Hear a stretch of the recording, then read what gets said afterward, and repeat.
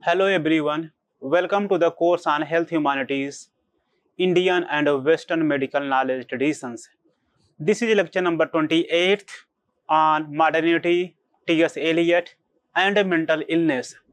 In this lecture, I will discuss about how T.S. Eliot represents mental illness in his poems, particularly the love song of J. Alfred Prufrock and the Wasteland.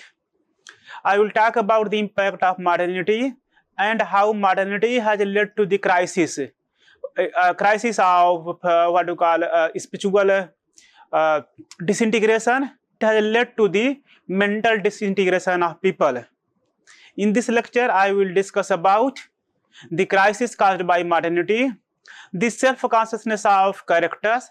For example, Prufrock in the context of the love song of J. Alfred Prufrock, existential anguish and procrastination of the characters, and then the anguished mind of contemporary man, fragmentation and mental breakdown, and finally about war and collective mental health concerns. So to begin with the idea of crisis caused by modernity, one has to think about the role of industrialization, the role of progress. So because of industrialization, there was breakdown of conventional society, conventional family pattern, and existing social structures. Society was becoming more and more individual centered and material as well. So because of the rise of materialism, rise of consumer culture, there were some kind of the loss of moral and ethical concerns in the human being. And this loss has led to some kind of disappearance of the ethical code, the moral code which people used to follow. And once people became more self-centered, they began to ignore the concerns of other people. It was only about their material and physical fulfillment. So Eliot projects these crises through his poems, The Wasteland and Love Song of J. Alfred Prufrock. To move further about the idea of what Eliot has to say, then when we think about his first poem, Love Song of J. Alfred Prufrock, it is a poem which is deeply concerned about the self-consciousness of its narrator, who is self-conscious about his appearance, particularly his baldness and his perceived physical flaws, and his concerns about his own physical appearance, his baldness, his physical flaws in terms of his trembling of legs, weak legs, and these physical appearances contribute to the social anxiety of the speaker. He thinks that he will not be able to mingle with other people. He will be isolated, and people will make fun of him, and he will be someone who will be a source of others' laughter.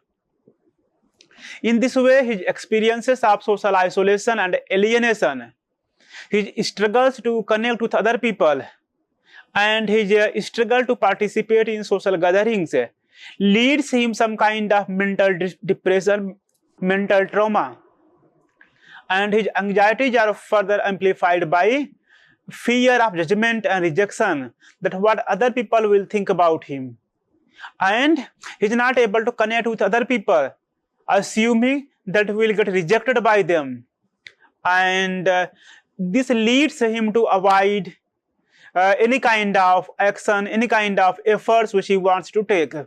So the idea of self-consciousness is very prominent in terms of one's not just social anxiety, but also mental health, and affects the mental health of the speaker. Let us see an extract from the poem The Love Song of J. Alfred Prufrock, where the speaker persona is expressing his existential anguish and procrastination. Prufrock says, and indeed, there will be time to wonder, do I dare, and do I dare?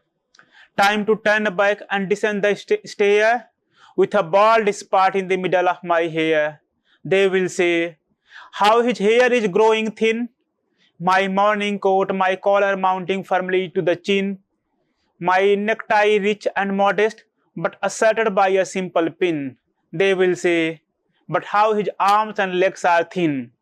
He is expressing his anxiety, his notion of self-procrastination, that once he will try to mingle with other people, his contemporaries or the other women, and then what they will think about him.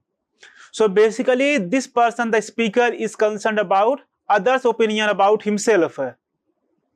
And based upon others' opinion about himself, based upon the imaginary others' opinion about himself, he tries to make tries to form his own identity and finds himself that he is having no confidence, he is weak, he is not having any kind of mental strength where he can form good opinions about himself. And he says, then he tries to postpone that there will be time. He questions, he wonders, do I dare? Can he speak to other people? What will other people or the woman around think about him? Prufrock mentions about the woman who come and go talking about Michelangelo. And over here, Prufrock finds himself that he is someone who is isolated, who is aloof in his own world. So this idea of self-isolation, the idea of imaginary opinion about himself, frames his own mental consciousness, and as a result, he thinks that he is someone who is not accepted by the society. He makes assumptions about his physical appearance, like his hair growing thin, or his bald spot in his head, his thin arms and legs. So we have the in this poem, how physical appearance, how physical body leads to some kind of mental torture, or how physical health is concerned with mental health. So in a way, Eliot is trying to depict that physical health or physical appearance is not separate from mental health. Further, the speaker persona is anxious about himself, and his expressions, his anxiety becomes the anxiety and anguish of all the contemporary men. And the speaker persona is articulate, anxious, educated, but emotionally repressed. He is socially inept. He is emotionally fragile, middle-aged man, and grappling with the anxiety and insecurity of maintaining any kind of physical intimacy with any woman. Thinking, what if they reject him? Thinking, what if they will stop talking to him? So being together is better than having any kind of talk or conversation, and which can spoil their time. So he's very anxious, very conscious about his relation with a particular woman, and then how he's grappling with his insecurity and deep fear of closeness, a deep fear of physical intimacies.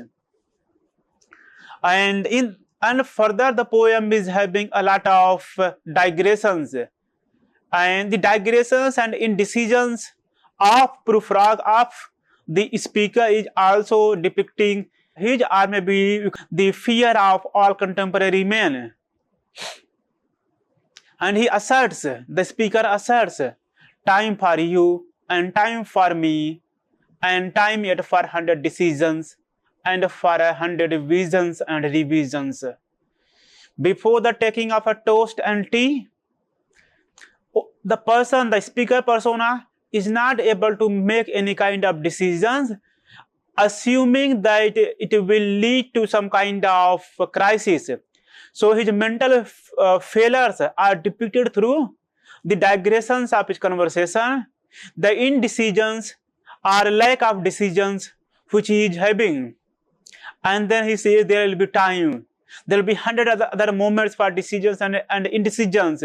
He can make a particular decision and then revise it. He can think before and after tea.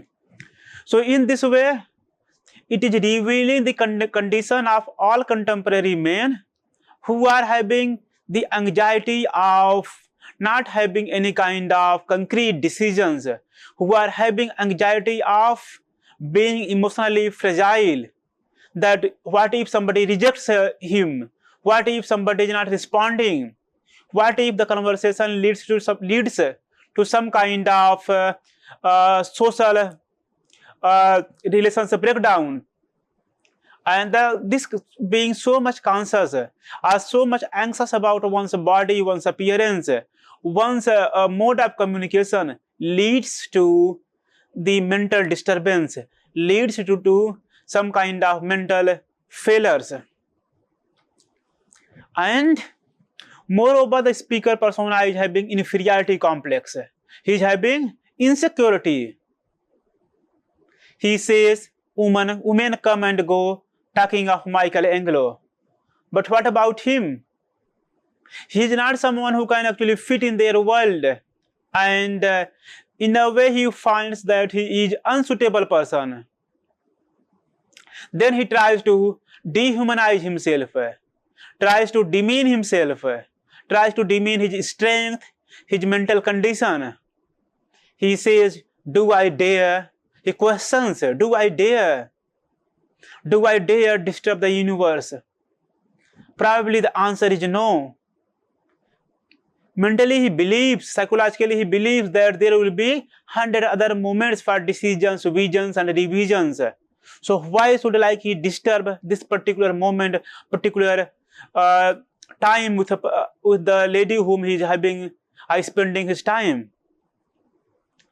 In this way, the speaker persona is trying to actually demean himself, dehumanize himself. He is trying to also depersonalize himself and reveal his own social insecurity, reveal his own personal weaknesses, and doing so also reveals his mental weaknesses. When we think about his other poem, The Wasteland, published in 1922, the high time of modernity, apparently this poem is about spiritual disintegration, social disintegration. It is about the hollowness of human being. It is about how or what modernity has made one's life, how modernity has made one's life hollow and are empty. But this idea of hollowness and emptiness is revealing the real psyche of the person, the real psychology of the person, revealing the real psychology of the people of that time, and suggesting that how modernity has caused permanent depression and anxiety in the people. Though this poem has Eliot's biographical note in it, or biographical details coming in an imaginative form. So Eliot himself was suffering from depression and anxiety, and he wrote certain sections of The Wasteland in his moment of mental breakdown. He has undergone mental therapy and treatment under a Swiss sanatorium, and so we find that his personal suffering deeply informs the tone and content of the poem. But more than like his personal suffering, it is about the suffering of the age. It is about the suffering of the entire tradition of the people who are in the modern age. It is revealing the suffering caused by modernity. Despite having personal elements, autobiographical elements, the poem is fully depersonalized, fully universalized, and revealing the suffering of the people around. So in the poem, we find the fragmentation of the individual as the symptoms of mental illness. We have fragmentation of identity. We have fragmentation of the self. And this fragmentation we can find in the line where Eliot says, "Son of man, you cannot say or guess, for you know only a heap of broken images." So the human being, the image of human beings have been a kind of heap of broken images. So human beings have lost their identity, their selfhood, their uniqueness. They have no unity in their self, and they have no unity in their identity. It has further the condition of spiritual emptiness and psychological collapse has caused a different layers, a different parameters of mental illness. So the emptiness, the hollowness, the breakdown, the fragmentation has caused not just spiritual emptiness, but also psychological emptiness. The poem depicts disjointed structures mirroring the fractured psyche of the persons, where people are not having any kind of coherent self, coherent relations, coherent thoughts. They find that the moment of resurrections, the moment of spiritual, the month of spirituality is associated with the notion of death. And the poem begins, April is the cruelest month. The poem has no narrative pattern, no continuity of narrative. It has no coherence of language. It has abrupt transitions. So this lack of lack of coherence in the structures, the lack of coherence in language, the abrupt transitions, the multiple voices reveals the fragmentation of personality. So on the one side you have Tiresias, who narrates the poem. Then we have the voices of other people entering from multiple sources. We have the references, the symbols from across European literature. We have references of Shakespeare. We have references of Buddhism, Indian philosophy, Upanishads, Bhagavad Gita, and that tries to reveal that how it has lost the coherence. And this loss of coherence is the loss of coherent identity, coherent self, coherent psyche. Further, the poem reflects over dissociation, confusion, and lack of coherence, not only in terms of poetic style, poetic theme, but also in terms of one's personality, one's psyche, one's mindset. And in this way, the poem is trying to reveal or project that human beings have become a heap of broken images where they do not have any kind of mental stability. Rather, they have become, quote unquote, the people who are having fragmentation of self, who are having no coherent mental balance. The mental breakdown in the poem also reveals the post-war disillusionment. The poem is written after the World War I, and so the impact of World War I reveals that the disillusionment which people are having, disillusionment in the society, disillusionment in the family, disillusionment with the people around, disillusionment with any kind of social structures. And this disillusionment has further led to mental breakdown. In this section, A Game of Chess, there is a female character who talks about her bad nerves. We have the references of the people who are having hallucinations, who are being paranoid, and who are having disordered dialogues. The reference of a typist girl, the clerk, talks about emotional numbness, mechanical sex. In other words, revealing how the people are having no mental coherence, they do not have any kind of mental balance. And this emotional alienation has led to the depression in the people who are coming from the middle class, whether they are typist girl, whether they are the other female characters, other male characters. When we have the people who are meeting in the pub, and the conversation reveals that they do not have any kind of long-term intimacy. Rather, they are preoccupied with the present scenario, present time, present moments, and have no attachment with each other. They don't want to speak where we have, for example, when the typist girl says, "My nerves are bad tonight." Yes, bad. Stay with me. Speak to me. Why don't you never speak? Speak. What are you thinking of? What thinking? What? I never know what you are thinking. Think.